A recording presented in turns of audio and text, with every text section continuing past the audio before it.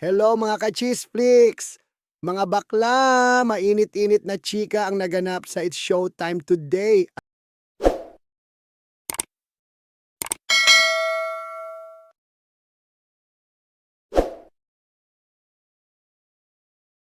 At parang may banat si Meme Vice na hindi basta-basta ha.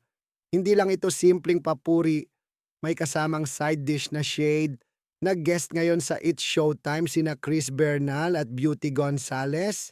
At bongga ha, game na game, walang arte, walang pa-demure, talagang todo energy sa pag-promote ng kanilang proyekto.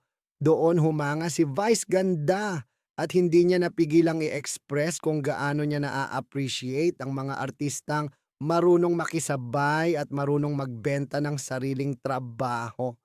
Pero mga bakla, dito na pumasok ang alat. Biglang banat ni Meme Vice ng linyang, yung iba kasi nahihiya. Nagpo-promote tapos nahihiya. Ano kaya yun? Maraming pumupunta dito ang aarte pa. Aba, may tamaan. At nang usisain kung sino ang pinatatamaan, ang sagot daw ni Vice, yung nasa kabilang network, na iwan. Ay mga aklab, na iwan.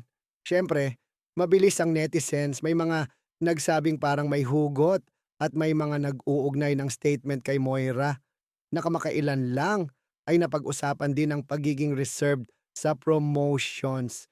Hindi naman pinangalanan ha, walang direktang tinuro. Pero alam nyo na, kapag si Meme Vice ang nagsalita, may pinanggagalingan yan.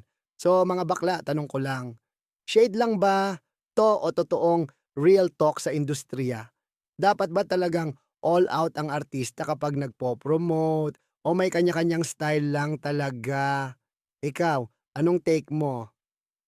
Comment na, mga ka-Cheeseflix, at huwag kalimutang mag-share dahil sa mundong ito, mas masarap ang chismis kapag may konting alat at maraming opinyon.